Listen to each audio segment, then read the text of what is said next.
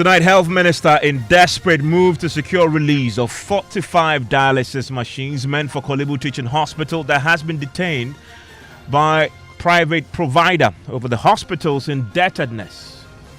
The Korle Bu Teaching Hospital, in consultation with the Minister of Health, has initiated discussions with FMC for review of the current contract for more flexible payment options and a more structured supply of consumables to avoid excessive delays and to ensure delivery of the outstanding 45 dialysis machines and auxiliary equipment. And we tell you why some kidney patients are tonight disappointed with the Health Minister following his statement to Parliament. I didn't hear or see any, policy direction talking about tax waivers or what government or authorities are doing to make sure we have a lot of the machines in the system. Plus more from Parliament, where the minority have been accusing government and the Health Minister of poor leadership on the matter. The problem at Korle Bu Teaching Hospital, I see it as leadership failure. I see it as government not being responsible for the health of the people of this country. This is Top Story with Evans Mensah. The Top Story is always brought to you by Vodafone. Tonight, Health Minister Kweku Adjumamenu is desperate to secure release of 45 dialysis machines meant for Korle Bu Teaching Hospital that have been detained by a private firm over the hospital's indebtedness. The Health Minister was today in Parliament and disclosed a bit more about this contract with the firm, a South African company, Fresenius Medical Care, for the supply of dialysis machines to the hospital. The Minister told Parliament that Korle Bu was expected to exclusively source their consumables for the machines from SMC. Korle Bu is indebted to this particular firm to the tune of 4 million cedis. As a result, 45 of the machines that were billed to be released to Korle Bu have not been released just yet. The hospital 5 months ago was forced to shut down the renal outpatient department after accruing a 4 million cedi debt to FMC. Now, the Health Minister, Kweku Adjumamenu, told Parliament approval has now been given by the Finance Minister, Ken Ofori-Atta, to pay that 4 million cedis debt and has started the processes to renegotiate its controversial contract. We'll hear from the minority pretty shortly as they criticize that contract, but here is the Health Minister. Korle Bu has accrued a total debt of a little over 4 million Ghana cedis to its partner.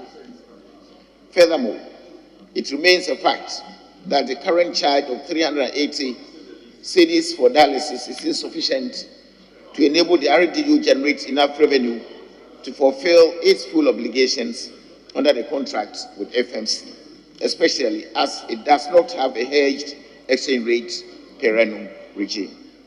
This has compromised the ability of the RDU to raise the funds required to pay for consumables procured from FMC promptly. Mr. Speaker, again, due to the high incidence of patients requiring dialysis, the total cost of care keeps rising, adding to the accumulation of debt. Mr. Speaker, it must be noted that currently patients on dialysis are not on the National Health Insurance Scheme. Mr. Speaker, the Korle Bu Teaching Hospital, in consultation with the Minister of Health, has initiated discussions with FMC for review of the current contract for more flexible payment options and a more structured supply of consumables to avoid excessive delays and to ensure delivery of the outstanding 45 dialysis machines and auxiliary equipment to boost the service being rendered. Mr. Speaker, in the meantime, the RDU has been opened to the public since Monday, 6 November 2023, to add patients as directed by the Ministry. The MOH has since made a request to the Minister of Finance to settle the total indebtedness of the 4 million Ghana cedis. And the good news now is that the Minister for Finance has just approved the disbursement of this 4 million to support our patients in Korle Bu. Well, the minority side in Parliament today focused on that controversial contract that Kolebu Teaching Hospital signed with a private firm, the South African company. Muntaka Mubarak, who is a leading member on the minority side on the Health Committee, was emphatic that deal is the source of Kolebu's challenges. And commit the country and commit the facility without the knowledge of the ministry and even advice from the Attorney General and the Minister of Finance. You leave us to the kind of challenges that we are having. I'm sure if we are able to do on that matter, don't we have a judicial decision? As long as the agency is responsible for paying for the facility, we cannot clog them. Don't we have a judicial decision in that respect, if I recall correctly? Well, Mr. Speaker, that's what has brought us here. Because then Kolebu go to sign on your blind eye. Now they cannot meet the commitment, and they are closing the center, and they are calling now for the Minister of Finance to come and build them. Because if they can pay, we wouldn't have had all these challenges. But because they've gone to sign something that they can no longer now meet its requirement or meet its payment, that's why now they are running to Minister of Health, and the Minister of Health is calling for Minister of Finance and all of us to build them. But if we knew what they were going to do, probably we would have advised them, no, don't go for a closed contract where it is only the supplier that will give you the consumables.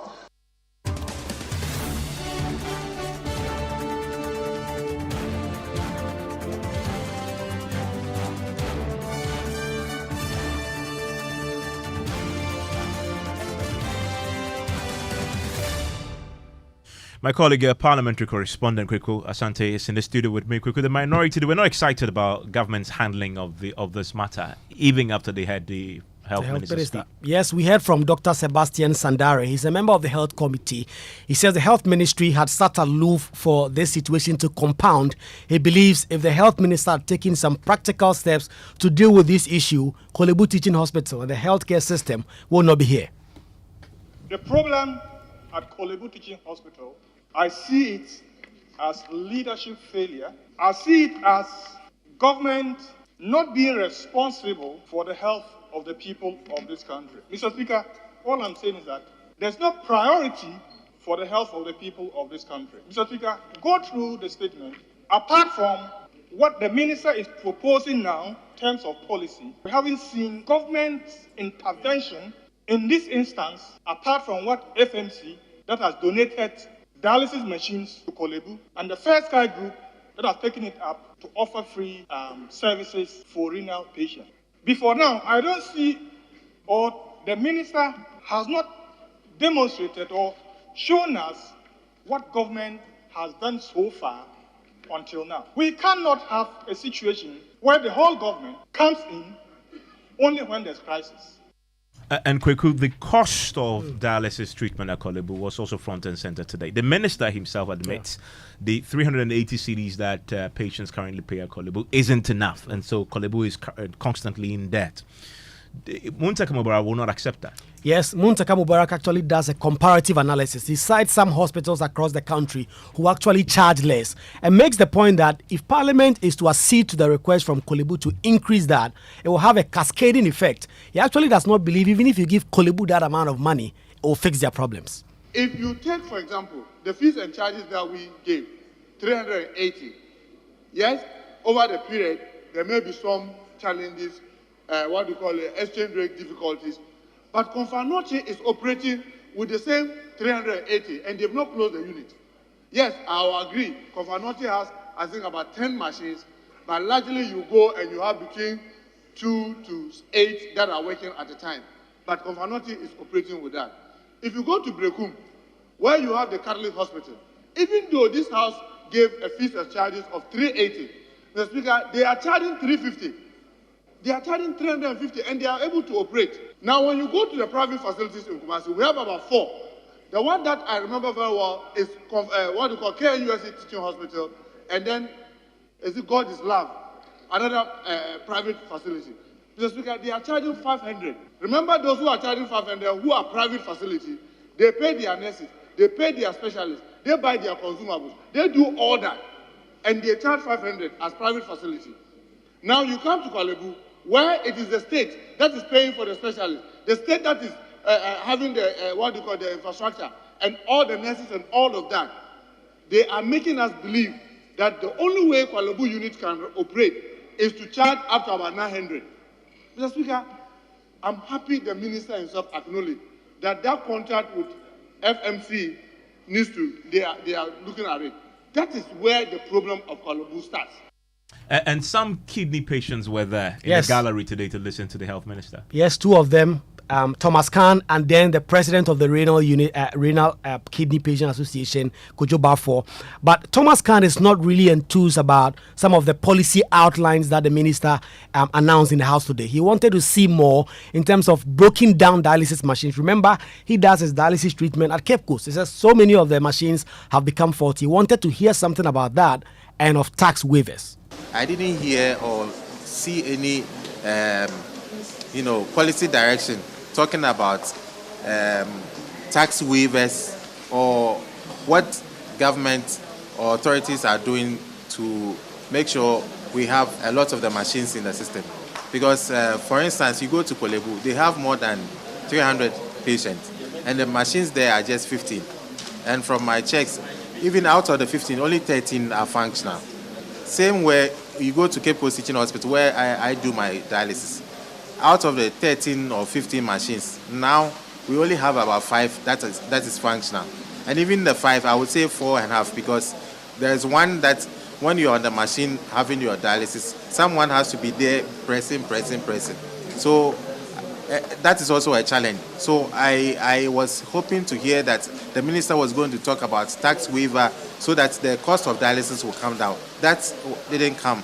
And again, also talk about the policy of how to even replace the machines in the system. Because the machines are just like any other gadget, which has a lifespan. So if it is 5 years or 10 years, what is the policy plan to replace them when they break down? And this is the problem that we are facing now. You go to the various dialysis centers, the machines are breaking down, or some have broken down, even reducing to the number that we have on paper that a particular unit we can even attribute to. So this is one thing that government or the minister should come again and then see what can be done about it.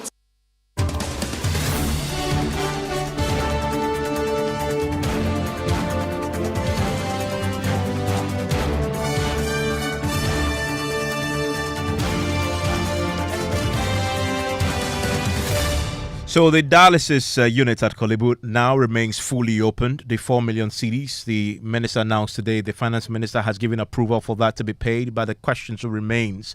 Kolebu will still be accruing debt over time until a sustainable solution is found to it. The minister attempted to give a roadmap towards achieving that particular objective.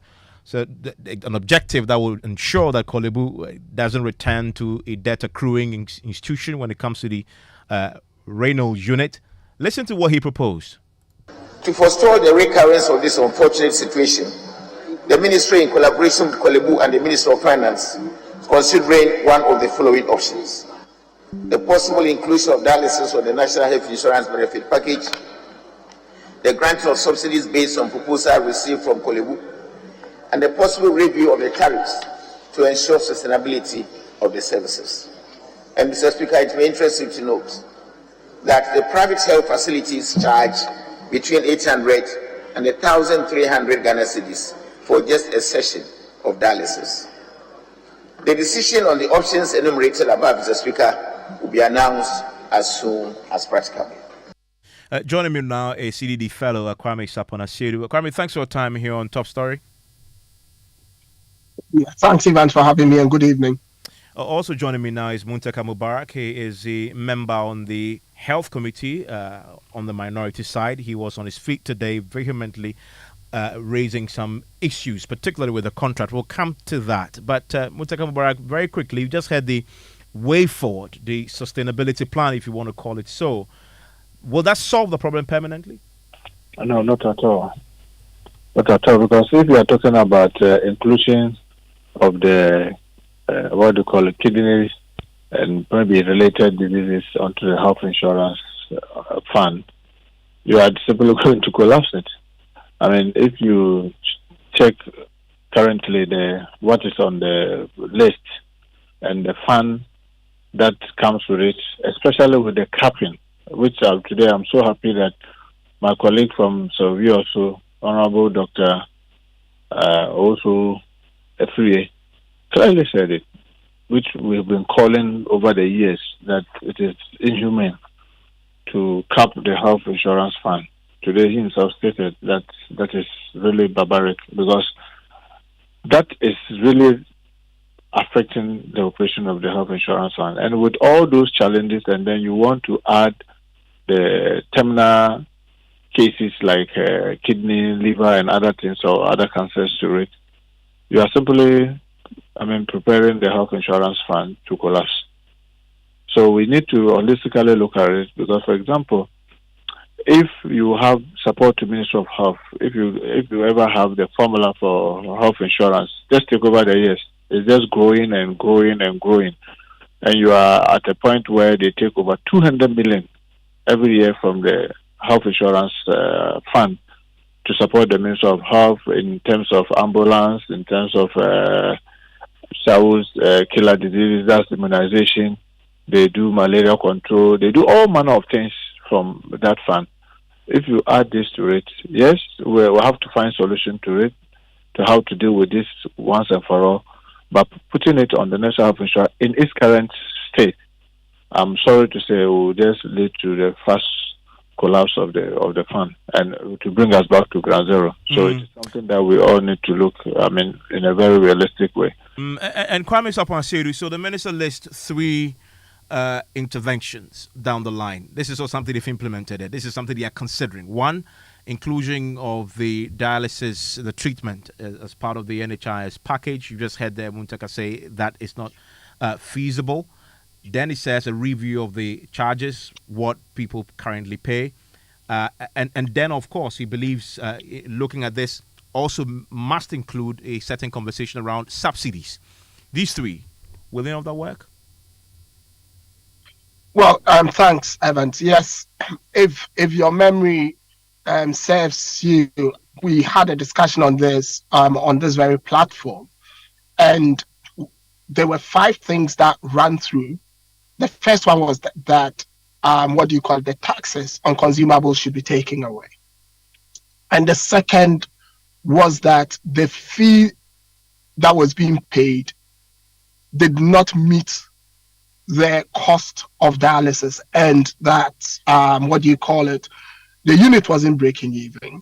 Then there was consideration around the NHIS and it going on the NHIS, and which, like Muntaka said at that forum, I did say that the NHIS scheme lacked the fiscal space to take anything on with the capping and all that. So the next thing was that the capping must go.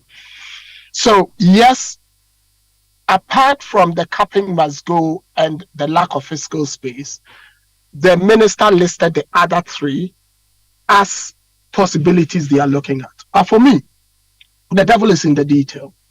And what do I mean by the devil is in the detail? We have the budget coming up in a few weeks. It will be interesting to see if the conversation around taxes on pharmaceuticals generally and on consumables for renal dialysis specifically are dealt with. And I say so because a lot of the products that are consumables are specific for dialysis. It's not like you can use it for anything else. So the taxes can be taken off. But the bigger question becomes, being in an IMS scheme where our tax ratios are all over the place, if the government takes it off, where do they plug the hole? And is it humane for the government to say that because we cannot find a plug for this, we're going to retain it, and for the dialysis cost to go high and high, because obviously the exchange rate is also on a mind of its own? And then finally, there's something interesting the minister said that I don't think a lot of people have taken cognizance of, and that is they were in negotiations with the company for realistic payment plan and also to release the 45 dialysis machines, which is a good thing. But the downside to it is if the 46 and 45 dialysis machines come upstream, more consumables are going to be required. And if more consumables are going to be required and a funding stream hasn't been put in place, then the debt is going to get bigger. Because if 15 is giving us 4 million, you must be thinking that it will, the 960,000 a month that is being said that Kolebu are accruing based on the 50 machines is going to be times 3. Where are we going to find the money from? So we need a very serious conversation. And that's why, Evans, I keep telling people who want to listen that when I listen to statements like this, I just don't listen. I try to look at the intent. What is the long-term plan?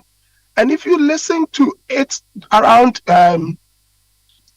Cape Coast Teaching Hospital and other things, and now Konfanochi is also saying they need more machines, then we have a bigger problem across the country. And that is why when we come to these conversations, I hear Muntaka, and what he's saying is true that you get Ken UST and other places do it at 500 cedis.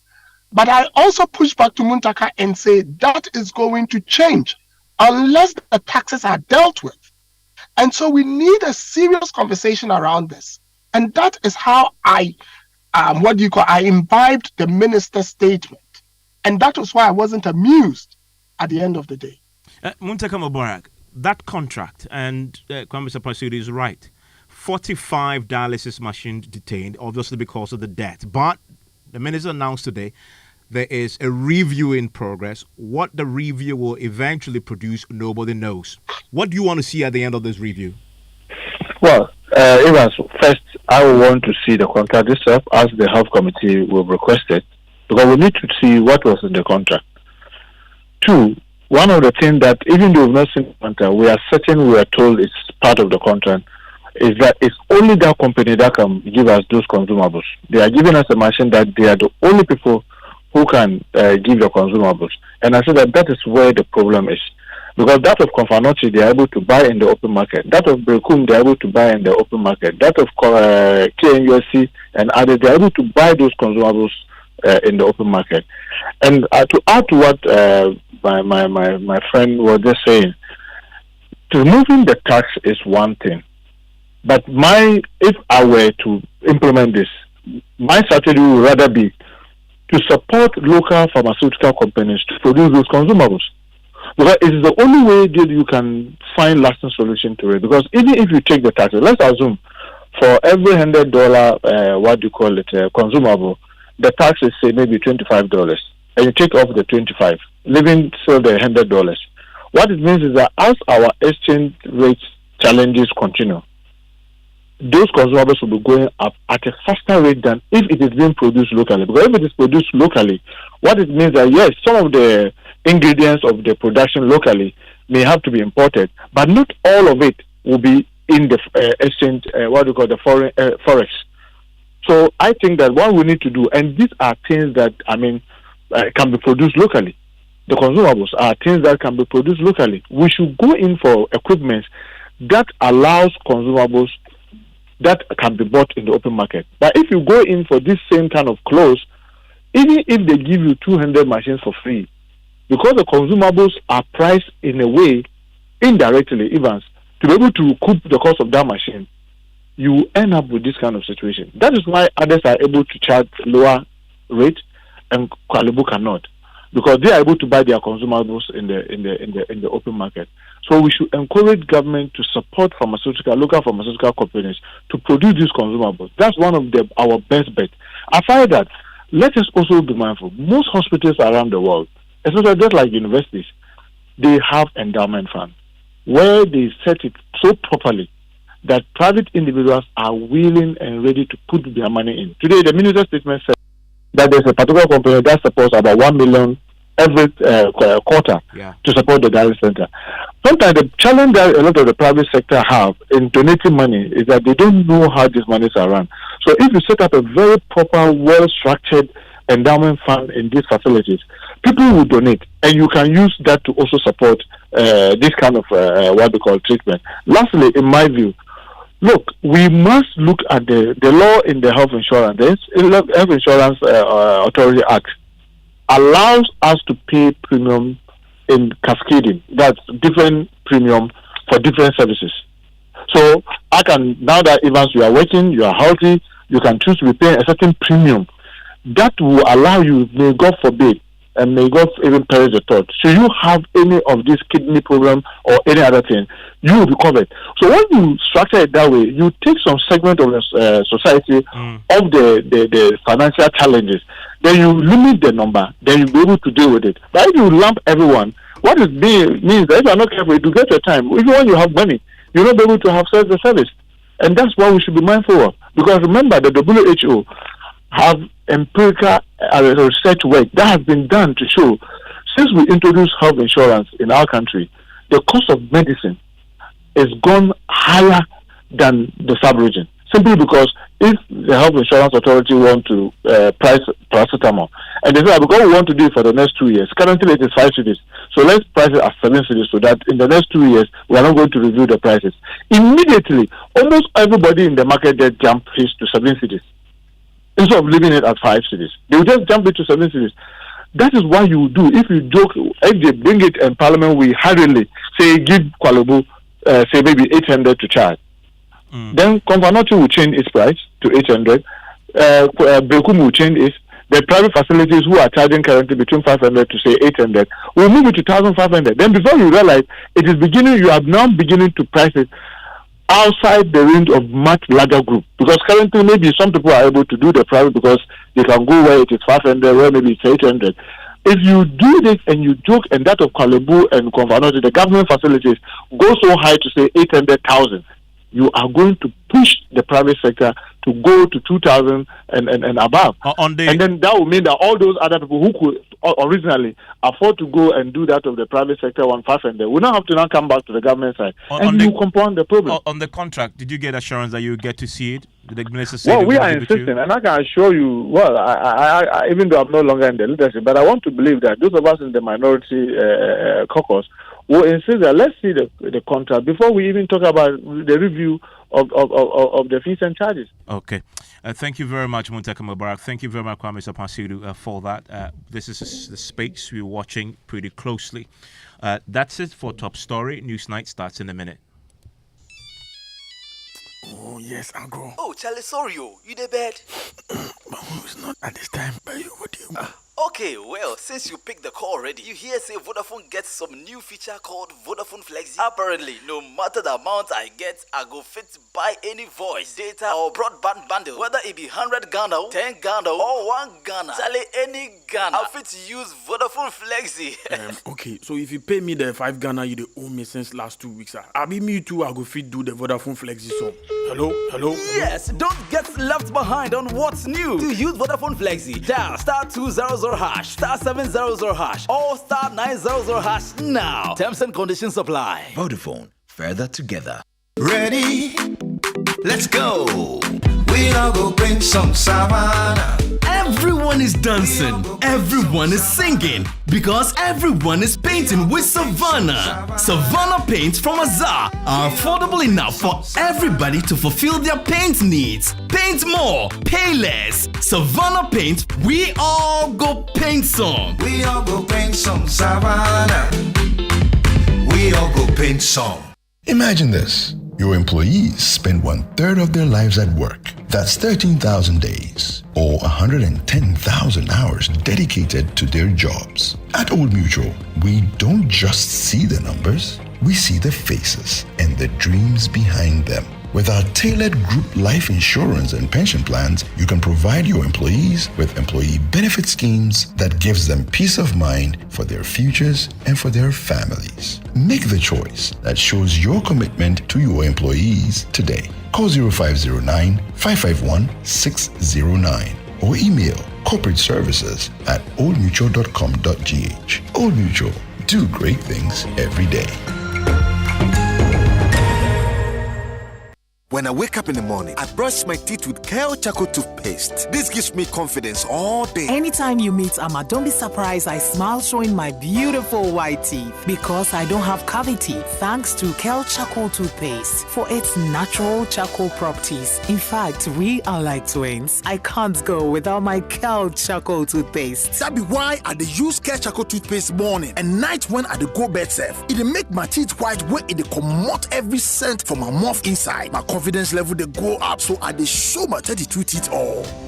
Introducing the Kel Charcoal Toothpaste, formulated with activated bamboo charcoal powder, ensures whiter teeth and removes bad breath. The strong natural property of the activated bamboo charcoal removes bacteria, absorbs surface stains on our teeth caused by coffee, wines, and tobacco. Welcome, Kel Charcoal Toothpaste. Kel Charcoal Toothpaste, Sankofa Yenchi. Kel, happy smile. This advert is FDA approved. Live on Joy 99.7 FM here in Accra and Kumasi, on Love 99.5 FM. This is Newsnight. Tonight, fears about a looming power crisis gets backing from Energy Minister as he reviews electricity production is being frustrated by the West African Gas Pipeline Company following the company's restrictions placed on gas transportation. So as we speak, this is a major challenge for us that from the west we have gas there we cannot put in because West Africa Gas Pipeline Company is not allowing us, it's restricting us. And that's why sometimes we find that there are challenges with power networks. We have details as the minority reviews a deep-seated challenge in the power sector resulting in a power generation deficit.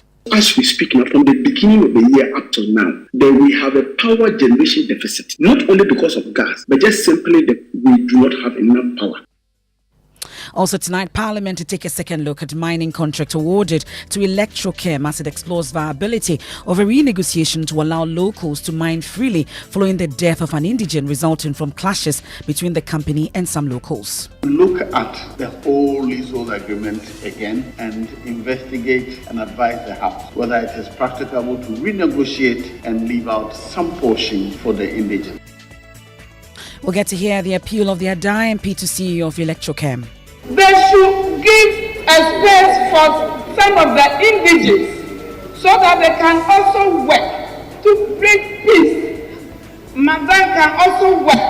The indigents too should work. In business, Data Bank projects further reduction in inflation rate, end of year inflation rate, as it revises the number from 20 to 30. And in sports, Captain Andrea Yu returns to the Black Stars squad as under fire coach Chris Seaton names team for upcoming World Cup qualifiers against Madagascar and Comoros. And later, it is painful we cannot fight illegal mining as Santehene Otumfo Seitu II laments as GJA Journalist of the Year Erastus Asaridonko presents award to him. The whole country's security machinery couldn't fight this.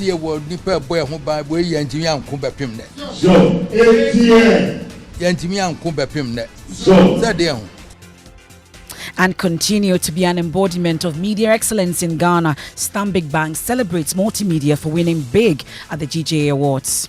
I mean, if you look at the spread and the spectrum of the awards, the fact that multimedia was at the top and equally critically has become a very important pipeline for talent. We have that plus the latest from the provisional results released by WAEC on the BCE exams. That's and more here on Newsnight. You want to join us with your thoughts and comment via WhatsApp is 055-1111-997. We're live on myjoyonline.com, affiliates across Ghana's 16 regions, Facebook as well. You can leave your comments with the hashtag Newsnight. I am Emefa Apawu. And my name is Mensah, and we start tonight with this fear of a looming power crisis, which is tonight being confirmed by the Energy Minister, Dr. Apawu Prempeh, who says electricity production is being hindered by a restriction on gas transportation by the West Africa Gas Pipeline Project, WAPCO, which is significantly affecting generation. As you will recall, that gas supply was cut recently due to unpaid debts owed the West Africa Gas Pipeline Company, plunging many parts of the country into darkness. The situation was reversed after Ghana and WAPCO entered into an agreement over how the arrears will be cleared. However, the Energy Minister has now revealed that the situation is as a result of over-reliance on gas-only powered thermal plants, unlike previously that the generation was supported by liquid fuel as well. Dr. Apawu Prempeh therefore emphasized that the availability of power in the country will now be determined by the timeliness in the payment of gas supply by the West Africa Gas Pipeline Company. We're getting more problems because we're producing much and we're not wheeling at least efficiently across the country. Our grid was very, very unstable, and because we are on a system such that when one side trips, you get a blackout in the country. Now we are facing a double whammy. Now we have put everybody on gas. As soon as the gas inlets shut, then all the power systems that we have, our generating systems, go off. So that is why if people see lights out when they go out now, it is more extensive than previously, because previously the liquid fuels were in the various thermal plants scattered around, right? So if one thermal plant goes on, the other liquid fuel thermal plants would also be firing. But now we link all these plants with one pipeline supplying gas. It's not like the cylinders in our house. So it goes through the tubes and goes around. So once you have a major cut at one end, the devastation is horrendous. And we don't have enough gas for our generation as we speak. We don't have enough gas. Because we are so much dependent upon somebody providing you the gas, and the gas wants you to pay, we are the beck and call of the West Africa gas pipeline. If you don't give them their money on time, they cut you. Or they restrict your ability to even put your own gas through the system. So as we speak, this is a major challenge for us, that from the West, we have gas there we cannot put in, because West Africa Gas Power System Pipeline Company is not allowing us, it's restricting us. And that's why sometimes we find that there are challenges with power networks. Taking his turn at the Meet the Press series, Dr. Opoku Prempeh adds that despite these challenges, the NPP government has been able to manage the power situation in the country than previously. The duration and frequency of power outages are very, very minimal. Like I said, it is now in Tokra. Somebody engaged me 2 weeks ago because the power was out for 45 minutes in the person's house.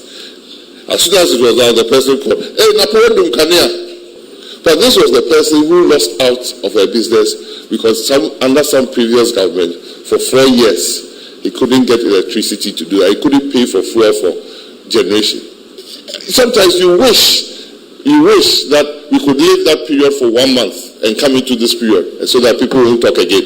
But I cannot wish that for Ghanaians. We want the lights to be on. When you want it, when you switch prayer, it comes. When you switch off, it goes. But we want people to be more considerate in using energy efficient devices so that we don't waste power.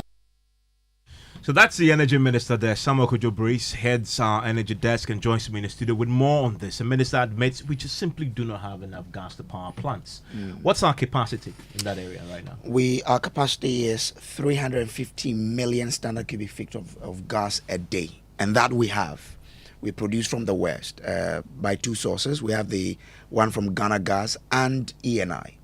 Those are produced in the Apawu area and they are transported by pipelines to the Boise area. And then WAPCO gives us something we call the reverse flow. So we are able to transport some to the thermal enclave for the power plants there to then use. It is that one that we have a problem because we are not able to settle WAPCO. WAPCO decides to then block it.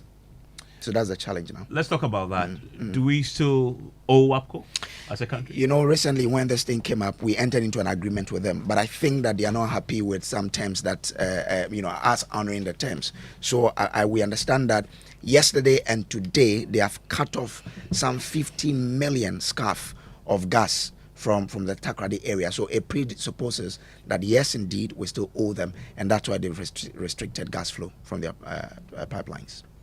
Well, let's bring in a member of the Mines and Energy Committee in Parliament, Edward Bauer, on this particular development. Now it's getting some backing, that looming power crisis that we've all feared, getting backing from the Energy Minister today as he addressed the media. Well, from where you sit, I know that you get to get the bird's eye view of all that happens in terms of the committee. What exactly has been the briefing that you have in terms of the situation that we are faced with? Yeah, thank you very much, Emefa. Let me first say to that. When I heard the minister talk about the fear of we not getting enough gas, particularly at the thermal area, because if we do not pay WAPCO, they just simply cut us off. Look, Emefa, when you go and pay for your electricity bill, what they factor into it is what we call fuel, the fuel component. And the fuel component is made up of the commodity itself, which is, for example, the gas, and the transportation. So you pay for it. So the question then is that, how come that after I have paid my bills, and then ECG has collected its the money, how come that we are unable to pay WAPCO? Indeed, you will recall that, and the minister alluded to it. You will recall that when WAPCO had ECG had the challenge of paying, GNPC actually wrote to the minister 3 different times, telling them that look, we were owing an amount of money which was roughly around 15 to 17 million. But what WAPCO was just asking us that we should do the minimum payment of the $8.31 million, which I don't know as to whether they have paid or maybe they made an arrangement and they have not fulfilled it, and that's why he's preempting that. That's the first point. 2, the challenge actually goes beyond just the transportation of the gas from the west to the east. From the beginning of this year, and mark my words, and I'm saying this on authority, from the beginning of this year up to Monday at 8:55. I'm just giving you, that's the period I am using. The total amount of electricity of the power that we have in Ghana in terms of available capacity was 3,407. And then at peak, the peak demand is 3,561 megawatts. So it means that since the beginning of the year, all the lights off you have been seeing, you call ECG and they tell you that, oh, it is a localized problem. It is not true. We have deficiency in generation. So actually, if GRICO was transparent, if the government was transparent, they should have been giving us a schedule. So that I know that in my area, if I am going to have lights off, I prepare for it. But because of the fact that for many years, they have been singing this propaganda that would have not kept the lights off, would not done this, they are unable to deal with it. That's the first point. The second point is that the indebtedness or maybe the inability to pay the power and the value chain of electricity generation is not only limited to a transportation of gas.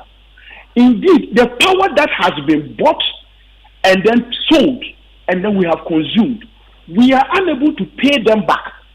From the minister's own statement that he brought to Parliament, I'm talking about the Minister of Finance, after 2020, the amount of money that we needed to pay the value chain was, in terms of debt, was about 12.32 billion. I'm going to see this. Emefa, you recall that you engaged the Chamber of Independent Power Producers. As at the time that we're talking with them, it was somewhere around $1.5 billion. As we speak now, it has increased to over $2 billion. How on earth can you tell me that you are managing a sector where at the time that you assumed, you took over the power of this country?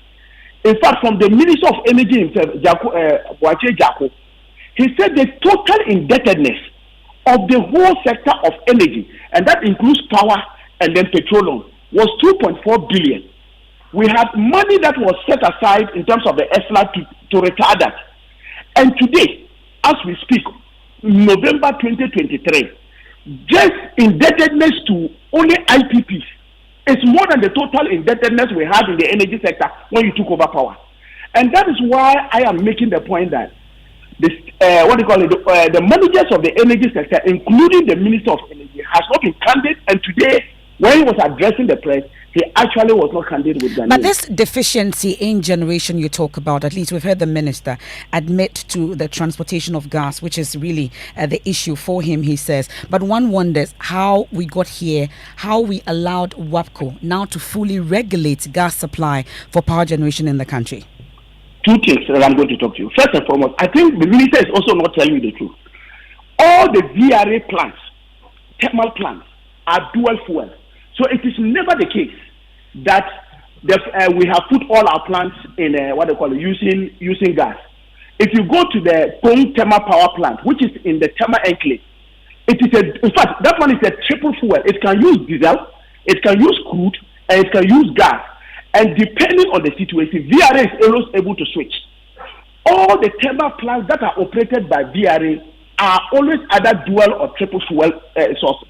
So it is not true that we have put all our plants there, and therefore, on the basis of that, if we don't have gas, we don't get it. So that's the first point. The second point, you are asking as to how we got here in terms of being in a way held hostage by WAPCO. As WAPCO, the reverse flow of WAPCO was only a temporal measure. Indeed, as part of Ghana Gas project and the projects that were handed over to government, Ghana Gas was supposed to, and listen to me, was supposed to put up a construction of a pipeline between Tema and then Abuaze. WAPCO's own was supposed to be a redundancy. That means it was supposed to be a spinning reserve, assuming that our dedicated pipeline is not working, then we can rely on WAPCO. And how are we going to fund it?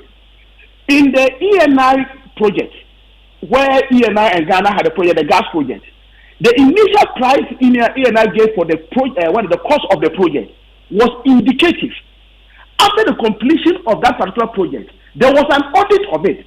There were savings we made in millions of dollars that was supposed to be used in funding the dedicated line from Takrade to Abuaze.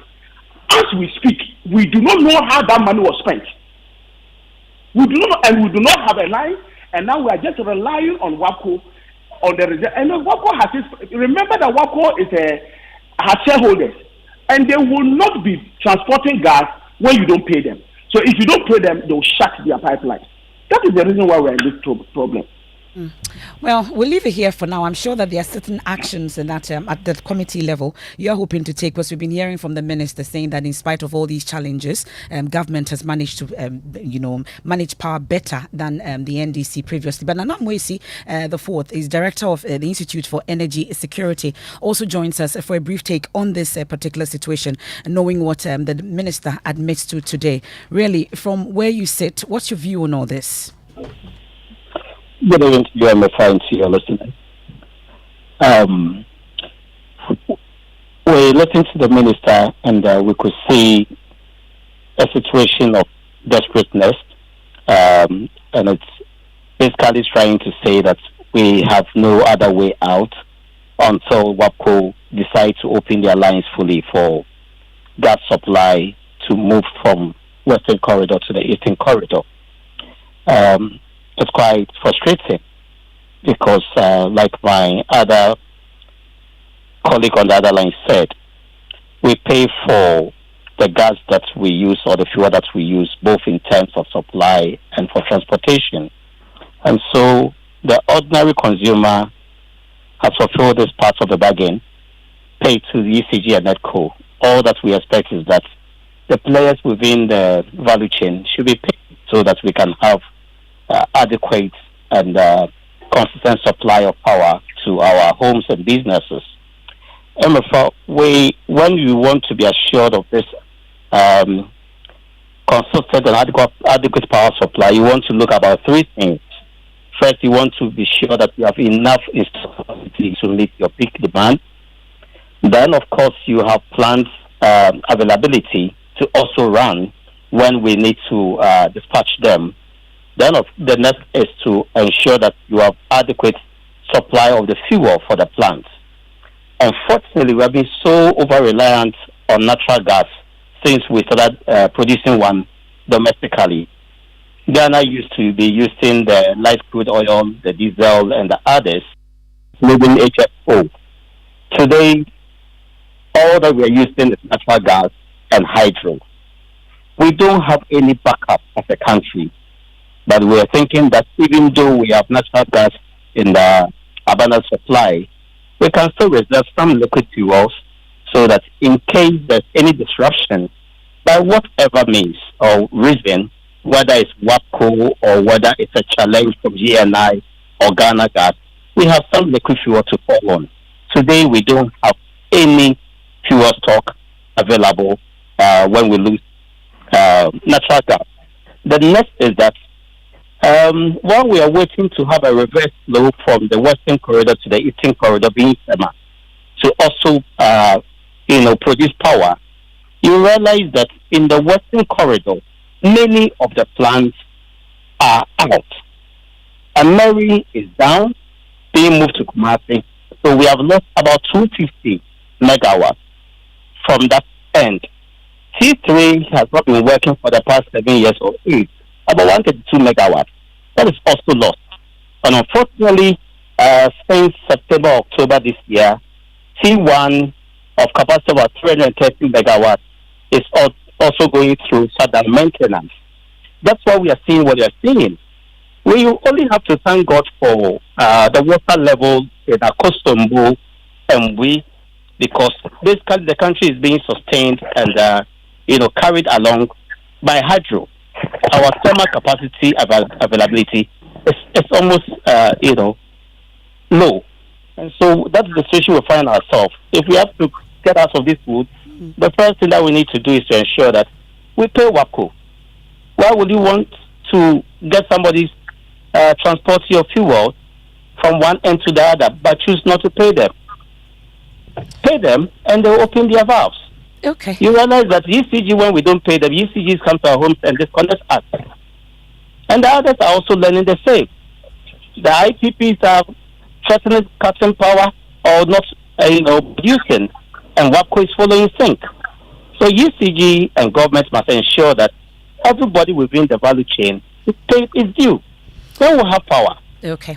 We're grateful. Director of the Institute for Energy Security, Nana Amwesi there. What are your views on this? You can also share them. It's via WhatsApp 055-11-11997. You know the thing about what the minister was saying, that each time there has been a challenge in the energy sector, ministers tend to hesitate in telling us that they have a problem. But you hear him say, well, we don't have enough. WAPCO is holding us around some almost. It tells you. It tells that this is pretty real. Let's hear from you on that, because doomsday is one thing that affects almost everybody. It's still live here on Newsnight. It's on Joy 99.7 FM. Now, lawyers for Asinov MP James Achikwesing tonight taking on the High Court judge overseeing his criminal trial, accusing him of unfairness and arbitrary conduct. Now, the MP is facing charges of alleged perjury and forgery. The MP is currently in Canada for emergency health care. His lawyers claim, despite his illness, the judge has been unjust, ordering the continuation of the trial.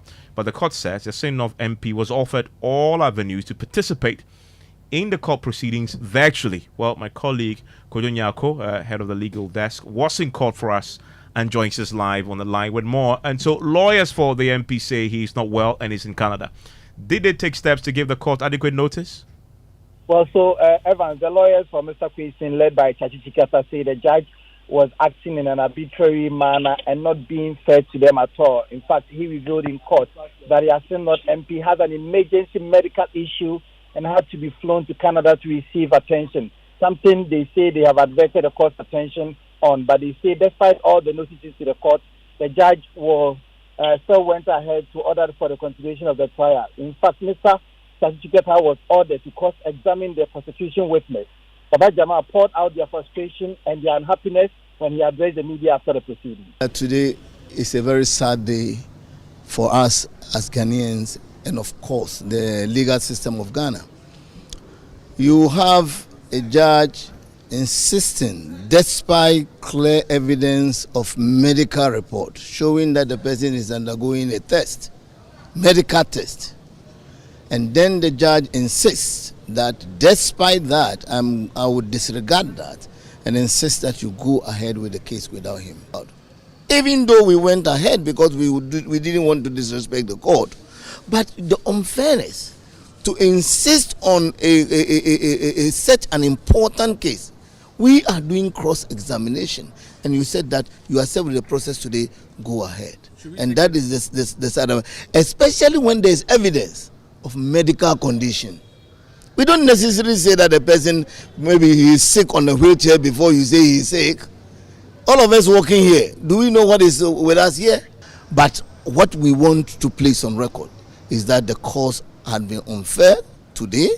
We have not been dealt with and given the right to exercise our legal rights as it's supposed to be.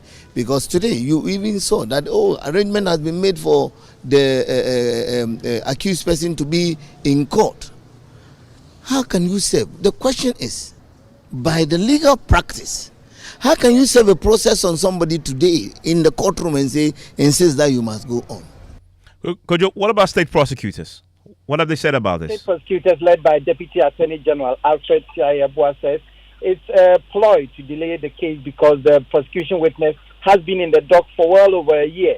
and there must be finality to the matter. He said the AG will use all legal means and also stay within the confines of the law in the prosecution of the matter. They knew about the hearing, and that's the reason why they're even in court today.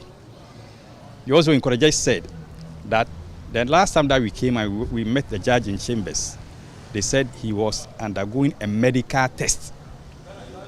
It's different from saying that he was undergoing a medical, something relating to his health. Medical test. We agreed. We took an adjournment. We've been in court today, and what's the story? That he's now, I'll not say he's seriously, but he's sick. But we are not told. There's no evidence to that effect. The court then said we have to go on with the matter because our witness had been in the box since July 2022. 1 year, 5 months, or 4 months. One witness in the witness box for 1 year, 4 months. And we think that we should still countenance such a practice. No. If they won't take it up on appeal, as you said, maybe they think that we are ready for them. As I said, we come to court to speak and talk law and nothing else. If they take any legal point, we'll be ready to confront them head on. I agree with him. In fact, the witness was forthright. He stood a test of cross-examination, and I don't think his credibility has been dented in any way. This matter is being fought principally because we claim, or we of the humble view, that the accused person has committed a criminal offense. Nothing more, nothing less. It's not about he belonging to party A or party B. It's first and foremost a Ghanaian. Before he became a dual citizen, he was a full-blooded Ghanaian. So we are just dealing with him as if he's someone has committed something wrongful. Nothing more, nothing. Let's bring in Baba Jamal. He is the NDC Deputy Director of Legal Affairs. He joins us on the line right now. Mr. Jamal, thanks for your time here on Newsnight. Yes, thank you. Your client, was he not offered an opportunity to join virtually? What we are saying is that, let me make it clear. I heard the Deputy Attorney General saying that their client has been in the docket for 1 year or so. It is that witness who opted to petition the CID and brought us to court. So his presence in the dock, as long as it does not go against any rule or law, I think that cannot be used as a reason to justify why we should be compelled to go on with our case even without our accused person.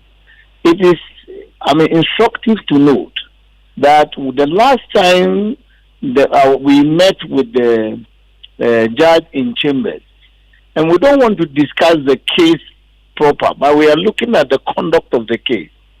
In chambers, we were able to show evidence of the accused person undergoing some medical tests. I just heard the Deputy AG say there is no evidence to that effect. But we provided that evidence in chambers, and he has attested to it. You mean the judge of the prosecution?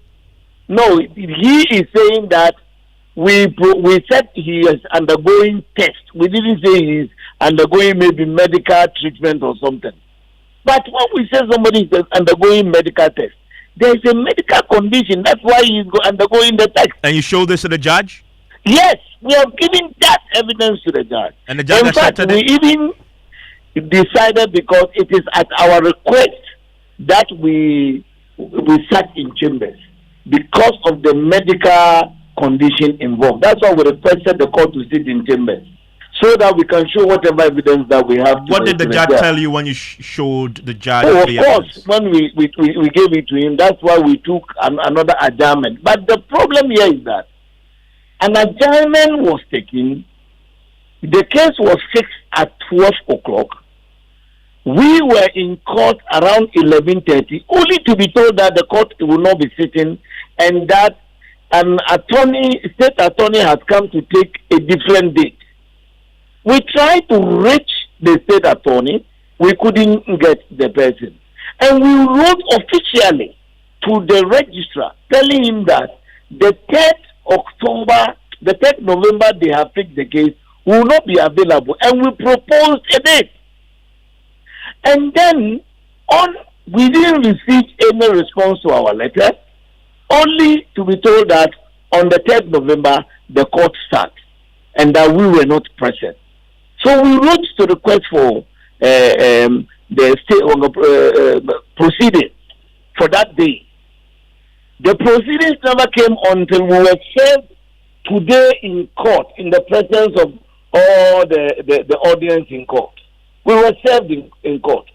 So if we are served with the proceedings today, do you think it's fair for us to be compelled to continue with the trial, even though we have just been served with the process that we need to look at? So what is the issue? Is it the late service or your client being sick? That's what I'm saying. That no, as for our client being sick, we have made it clear that he is in Canada undergoing some medical tests. So that is not on the table. What we are saying is that how can you serve us with the process this morning in court and say that we should continue to go on with the trial when the process has just been served? Because by the rules of practice, you don't serve a person a document today and ask him to proceed with it unless the person is prepared to waive his own right to serve it. On the subject of a client, though, from what the briefing we got from court, the judge gave an opportunity for him to join virtually. True or false? Do you think that it is all medical condition that you can be talking on Zoom or whatever? But you say he was just simply doing tests. You are put to say medical test is simply text. Is that what we want to refer to it? Okay, let me remove the simply. He was undergoing tests. That he was sick. We said it in court today. That he was sick and he needs to run some tests. Because when you go to court, when you go to a hospital and you are sick, do you think the doctor will attend to you without running some medical tests?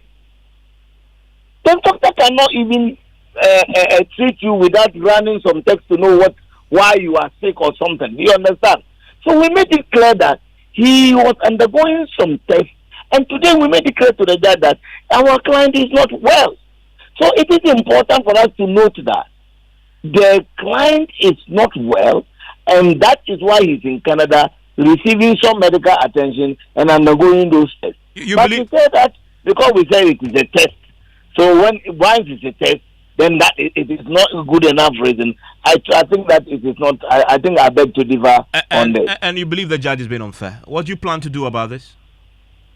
Oh, we will take the necessary action where necessary. We are here to consult with our other legal team. We will take the necessary action. But let me place it on record that, in our view, the judge or the court today was not fair to us when he compelled us to go on, even when the court itself served us with the process that very morning, and said, "Go ahead with the trial." I think that it is not done in legal practice. Did you say this to the judge?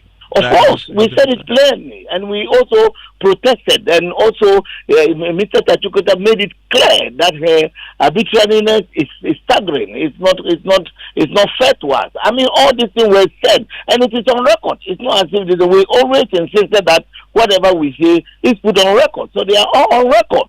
And the lead counsel, which is the Tachukwuta, made all these things clear and told the judge in the face that what she's doing is not fair. I think these are all things that your reporters were there and they heard it. Thank you. Baba Jama is the Deputy Director of Legal Affairs for the NDC. Still ahead here on Newsnight. It is painful. We cannot fight illegal mining. Asante Hene Otunfo Osei II laments as GJA Journalist of the Year Erastus Asari Donko presents his award to him. The whole country's security machinery couldn't fight this. We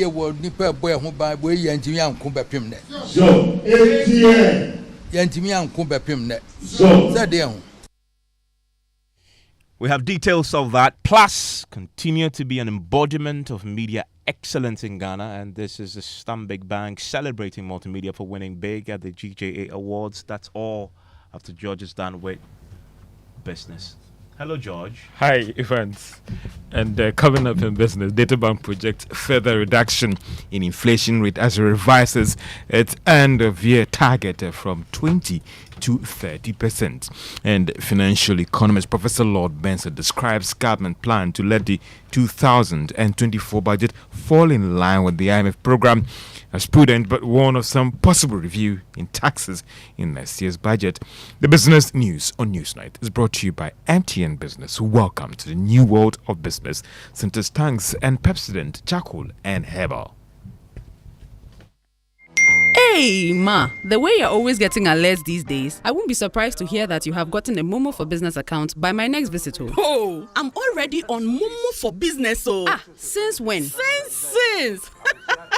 Now, it's easy to apply for a merchant SIM. All you need is a registered MTN number, your business certificate, your Ghana card, and you are good to go. Sir, you think you are the only one who knows what's up, eh? Look, I just dialed *5051#, selected register, and the region I was requesting the SIM from, and waited for my SMS with my reference number. You can even go online at momomerchantapplication.mtn.com.gh and complete the details for an even better experience. Hey, Grandma Momo. Sign up for Momo for Business the easy and simple way. Just visit momomerchantapplication.mtn.com.gh or dial *5051# and follow the prompts and be on your way to owning a Momo business account today for free. MTN. Son, we are so proud of you for setting up this hospital. I really love those hospital beds and waiting chairs. By the way, did you import them? No, Dad, I didn't. I actually got them from Kindle Books and Stationery right here in Ghana. Wow. We also bought our office supplies, safes, executive desks and chairs from Kingdom, and they gave us expert advice on how to set up our office. Guys, that makes 3 of us. I also got our sofa and bedroom sets, plus our dining hall furniture for our new home from Kingdom. Wow, Mom, that makes 4 of us. I usually get my stationery items from Kingdom. And my teacher also mentioned that our classroom furniture was provided by Kingdom. So there you have it. Whenever you're thinking about setting up an office or acquiring furniture for your home, etc., Kingdom Books and Stationery should be your first point of call. With over 40 years experience in the industry, we stock and supply a wide variety of globally sourced office and home furniture, stationery and equipment. Visit our head office, Osu Akwaje, or our office near the Osu Stadium. We're also in Tema Community 1, opposite Olam SHS, Kumasi KNUST campus, UCC Cape Coast, and now at the Marina Mall, Airport City. Or call us 0302 764101, 764209, or 762792. Visit our website www.kingdomgh.com.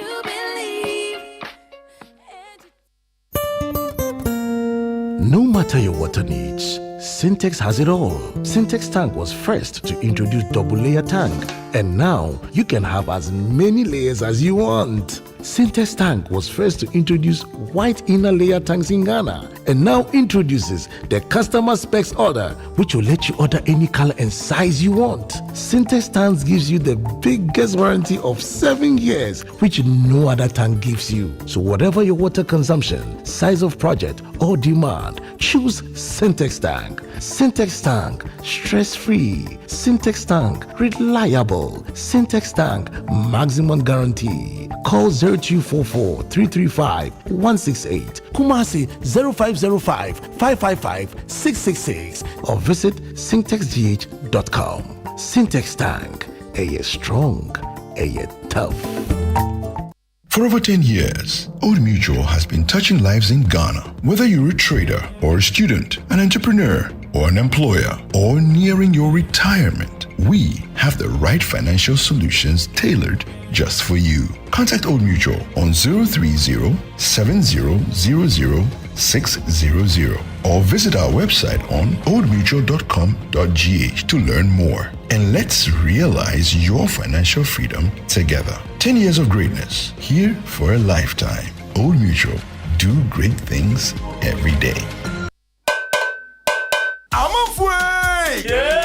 Media Sambisana Moa. It's your Ratiano, Moo, I panic to be fit. No put on Pemu Maniacono. Eh, Quabna. No Moo wants to be just my member in that day. And the crow, corporate to me, number don't be sense or you super accident ever. I didn't abandon the Braille. Who see it in a mobile, now some man are holding it. Sir, I now could you soon use super accident Chaco. Then really dear, a mouse, and we are crazy fit of that. No, what you ask you, your mother feel you. Could you, sir? Yeah. Pepsodent Heba and a Pepsodent Charcoal. Afedie. You're gonna natural. FDIJ Trading Katuyatu. The luckiest. Luck is everywhere.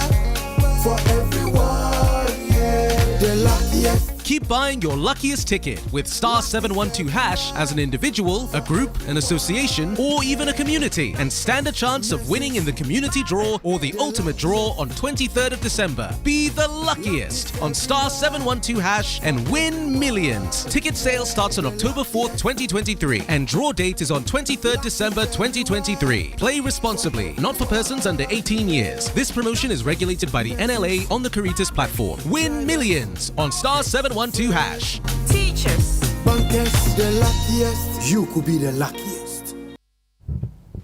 You're welcome back to Business on Newsnight. Now, inflation rate will continue to trend downwards in the coming months. Now, that's the view of Data Bank Research in this latest report on the economy. There is more in this report. Data Bank, in its report, is now expecting the end of year inflation rate to hit 30%. From its original forecast of 22%, Data Bank maintained that the revision has been influenced by the recent hikes in utility tariffs and hikes in prices of petroleum products. The finance group in its report maintained that these developments are a major setback for the inflation rate slowing down. However, Data Bank maintained that it is still optimistic about the fact that the inflation rate will be going down in the coming months. If this projection by Data Bank is anything to go by, just like what other economists have said, then it's likely that the rate of increase of prices of some food items could be slowing in the coming months. Governor of the Bank of Ghana, Dr. Ernest Addison, has projected that he expects inflation rate to end the year at around 30%, similar to what the IMF has projected in its revised data on the Ghanaian economy. Some analysts have also argued that if the country is able to secure the second tranche of funds from the International Monetary Fund before the end of this year, that might also contribute to inflation rate coming down. If these projections come to pass, it may go a long way to help reduce the cost of credit in the country. And that is a Business Desk report. Economist Ishmael Yamson is making a strong case for government to move away from the fiscal numbers by ensuring that growth impacts on the livelihood of Ghanaians. It follows government claims that it has now turned around the economy with the fiscal data showing signs of strong recovery. But speaking on PM Express with events Mensah, Dr. Yamson maintained that a lot still needs to be done to turn things around.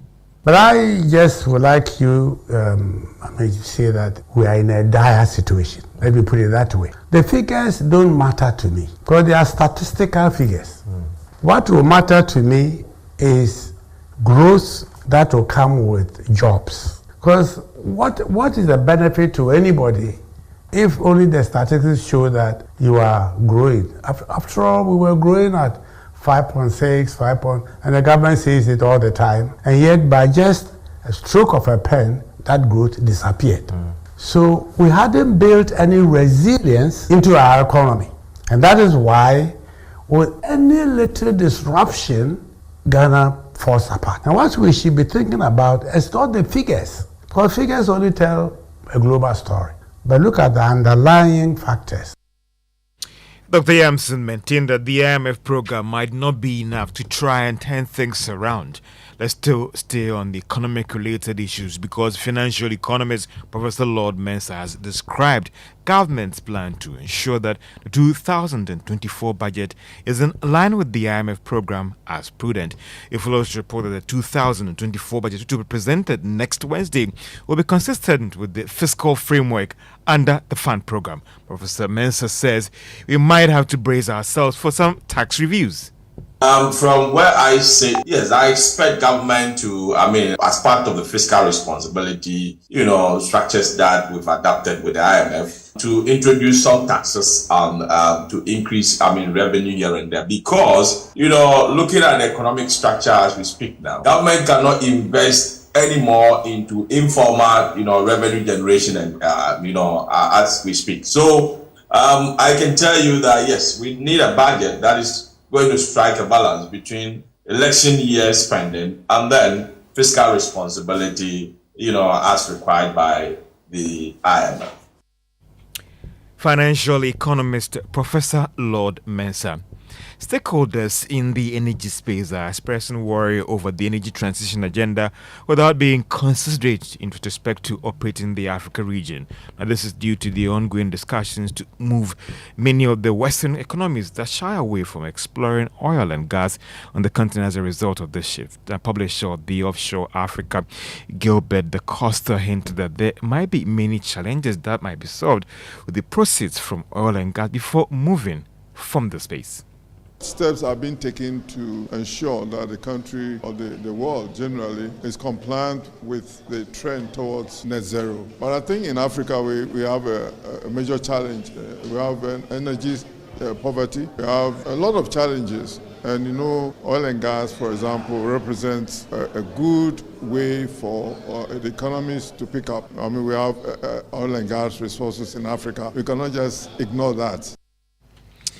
Gilbert da Costa is the publisher for the Offshore Africa magazine, speaking to Joy Business at the Offshore Energy Summit here in Accra. Now, Emefa, do you want to build, do you want to buy, or do you want to rent when it comes to home ownership? We're getting ready. So, what do you want to build, do you want to buy, or do you want to rent? I want to build. Well, interesting. We'll be getting more answers on PM Express Business Edition tonight as we engage the Executive Director of Elegant Homes and also the Head of Advantage Banking at EcoBank to look at the various options. And Emefa, this is up or leading up to our Habitat Fair. When you look at all these challenges in the home industry, the financing option, and what are the options available to you, it's live on Joy News at 9 p.m. and also on all our social media platforms here at Joy News. And Evans, I'm also trying to find out from you. Do you want to build, do you want to buy, or do you want to rent? Cashman. I think definitely building for yourself is the way to go. It's always and the Camp David home? Camp David home? Yeah, yours, Yeah. I don't have a Camp David home. Okay. I have a forest apartment. Okay. I live in the forest in the midst of the trees. I have a tree home. Caravan area, right? No, I just live in the forest. Okay. Emefa Apawu lives in the city, in the heart of the city. Only rich people live in the forest. Yes, caravan area. Yeah. Rich people live in the forest? Where? Where in the world? We'll show you. The kind of people who live in the forest are, people who can afford a brick and mortar home. You're explaining too much. Don't worry. You're explaining too much. Let's do some of your messages. Are you sure you can read your sports? You are. Okay. Some of your messages that you sent in. Nana's Fintech says, why on earth is this health minister still at post after his performance during COVID-19? If you were in England, he would have been long gone. Charles in Legon says the energy minister should be thankful that visionary leaders build the Abuazi thermal plant and the Apawu gas plants. Too much talk cannot buy a horse. This one from Victor says it's surprising that the minister is saying that WAPCO is not allowing them to transport gas from Apawu to Tema. Is the government honouring the contract they signed with WAPCO? A few questions he's asking. And you have Musa Abattoir in Asawasi says, for the whole energy sector has been poorly managed by this government. The noise they made in opposition has proven to be mere propaganda and sloganeering. Why was Boachi Jacko made to resign? It's because of needless decisions and corruption in related issues. Nana Spintex sends another one, but we have this one also. Why is NAPO trying to make it look like WAPCO is frustrating Ghana when the reality is simply that Ghana continues to fail to meet its payment obligations, thereby rather Ghana frustrating WAPCO? Guy Fox in Tema sends that one in. We've seen a number of them still pouring in, but we'll go through them subsequently. Let's do sports now. Chris Hutton staying? Well, it's uncertain. His future as head coach of the Black Stars is still uncertain. However, while we wait to see whether he's going to stay or he's going to go, he has named a 25-man squad for the opening games of the 2026 World Cup qualifiers. Now, Andrea Yu, Abdul Mumin and Majid Ashimero, as well as Kamaldin Suleiman, are among the notable returnees in the squad named by the head coach. Now, Andrea Yu, who is without a club, is back in the national team after being left out for the October games against Mexico and the United States of America. Now, the skipper has not been active in club football after being released by Nottingham Forest at the end of the 2022-23 season. Now, Abdul Mumin, on the other hand, has been called up for the first time under Houghton following his recent performances for Rayo Vallecano in the Spanish La Liga. Now, the 25-year-old has been part of previous Black Star squads under Otoado in the past before the appointment of Houghton. And Ashimero, having returned from injury, also makes a return to the team. Well, Chris Heaton has been also speaking about the Black Stars' chances in next year's AFCON and as to whether he's going to be the coach for the team at the AFCON. We wait to see, but that's what he has to say. I think when you're a coach, you have to accept that there's no point in competing at any level if you can't compete well. You know, I think we have a talented team. There are always, ups and downs, good performances. We will have to play at our best to win it. Absolutely, yeah. Because I think what we do have in this tournament, and for us that have watched it for years, but there are those that are experts at it. That's Chris Heaton there. Well, Emefa, just before I go, I'm not sure you've been following the stories about Luis Diaz, a Colombian footballer playing for Liverpool. The father has been released by some left-wing guerrillas who kidnapped him 13 days ago. And that's according to the police in Colombia and some local media. Well, it was not disclosed, but he appears to have paid something because he once indicated that he has honored all the obligations. So he was beckoning on them to release his father, and they have indeed released him. We understand he's with the military now, and he's going to undergo some medical tests before he will be finally reunited with the family. Liverpool boss Jurgen Klopp spoke, and he says the player is extremely happy for the return of his father. That's it for sports. It's brought to you by Pepsi and Herbal and Chaco.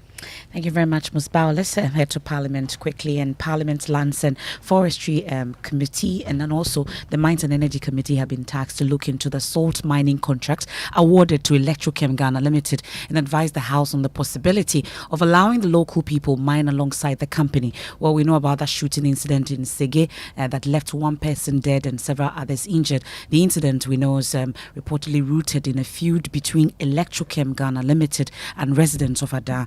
MP for Sege, Christian Kolete Otute, who delivered a statement on the floor about the incident, asked Parliament to investigate the disturbance and push to allow the indigents of Ada to benefit from the natural resource in their land. Well, the first Deputy Speaker of Parliament, Joseph Osewusu, directed two committees of the House to look into that particular contract. And I think the more critical issue is what is being raised by the honourable member for Ada. The natural resource is supposed to be for the state. But here are indigents living by this natural resource, feeding on it. Yes, it belongs to the state, but the state says I'm giving it to somebody else without regards to these other indigents. That's why I've been looking at the Constitution, how we can look at. I'll direct the Minister for Interior to brief the House about the incident, how violence came to be perpetrated in that, who shot into the crowd, whether the police or the security of the private company. The Minister of Interior should brief the House on that one. After that brief, if there's a need for the Committee of Defense and Interior to look further, we will give the appropriate directions. But I suggest that, I don't know whether it's lands and natural resource and mines and energy, to look at the whole leasehold agreement again and investigate and advise the House. That's the first Deputy Speaker of Parliament, Joe Osewusu. Let's go to the Ashanti regional capital where the Asantehene Otumfuo Osei II is tonight very unhappy because of the lack of progress in the fight against illegal mining. As you know, it's called Galamsey, citing persistent threats to life and political maligning of persons advocating against the menace. Asantehene is saddened at the intensified activities of illegal miners. And when and where did he say this? When Erastus Asari Donko, GGA Journalist of the Year, paid a courtesy call on him. Asay and Sasi Nyinara, Galamsey has destroyed all our lands. This is influencing majority of emerging diseases in babies from long exposure to mercury in our water bodies. Yet, complaints do not get any attention. It's hurtful. I couldn't watch Erastus's documentary. I was overwhelmed with sadness. We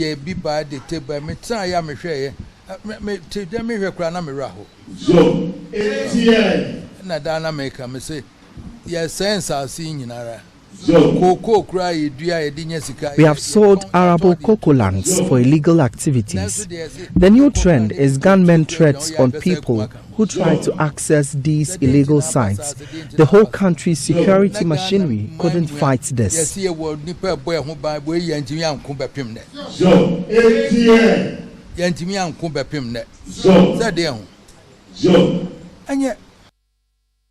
Well, today also, we also had a courtesy call paid on us this time by Stanbic Bank. They came to celebrate the team for winning all those awards, 8 of them in total.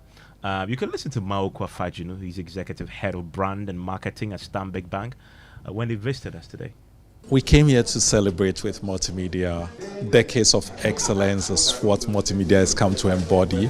And as one of our very most important partners, we had to be here to appreciate and to applaud what multimedia has done. I mean, if you look at the spread and the spectrum of the awards, the fact that multimedia was at the top and equally critically has become a very important pipeline for talent is one that the nation needs to celebrate. As a brand, we say that Ghana is our home, we drive our growth, and one of the most critical growth partners is the media.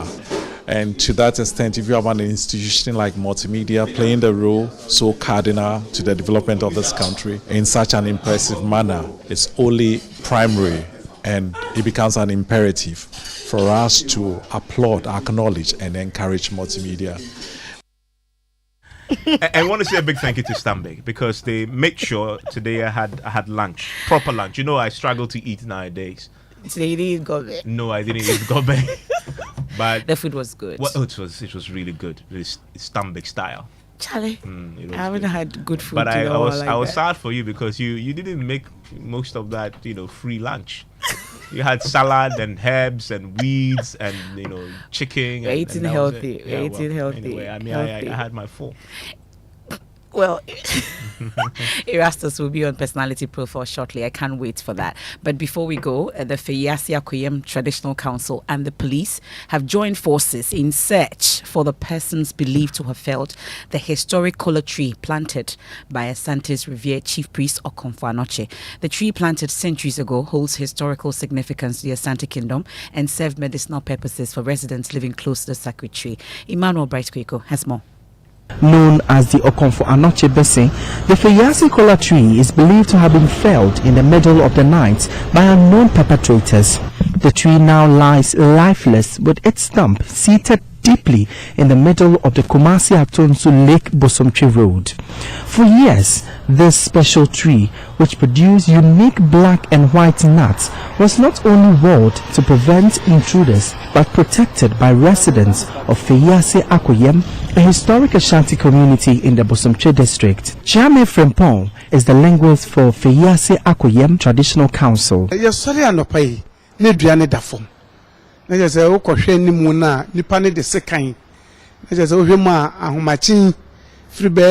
When we woke up today, we realized the tree has been felled.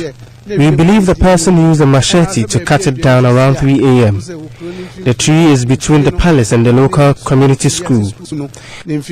Planted 300 years ago, the kola nut is believed to have grown after the revered chief priest Okomfo Anoche spat on the ground while chewing kola when traveling through the community.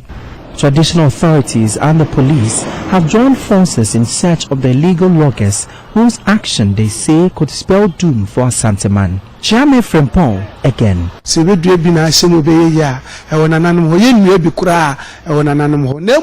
The local chief can only decide what will be done now that the tree has been cut, whether to replant it or leave it. But I know very well that the felled tree would have dire consequences on the perpetrator and even their family. asɛm kɛseɛ no akɔpama abusua no. Meanwhile, traditional rites are being performed for pacification. For Joy News, my name is Emmanuel Bright Kweku. Well, the search continues, and that's how we wrap up today's edition of News Night. Tomorrow we bring you Ghana Connect, but up next, GJA Journalist of the Year, Erastus Asare Donko. The man has arrived. You'll be hosted by Lexus Bill. By Lexus personality Bill. profile. Part of the conversation I'm looking forward to hearing is how long he stayed in the forest to bring us this story. People don't know that backstory. And the offers that we're giving him. Yeah, he's gonna reveal all that on that personality profile. Hello, Lexus. Hello, Evans. How are you? I'm doing good. How long have you stayed in the forest? In the forest? Well, probably Achiasi. I can just remember our expedition to Achiasi Forest, the jungle. Oh, yeah, that's a good and one. that was like a week, isn't it? That was like a week. And yes. Python, right? We ate python. We ate python. We went on a shooting spree. Emefa Apawu was the very good. best female shooter. You both got so zero. That's probably the longest time I've spent in the forest. But it wasn't to fix illegal mining or to get some illegal miners to stop. Hearing from him. I mean, the backstory, the absolutely story, how he brought that story to yes life. It's incredible, the things that I've heard bits and pieces of it, the confrontations, and it was really a dangerous expedition, but well, he's here to tell the story. You want to stick and stay. Lexus Bill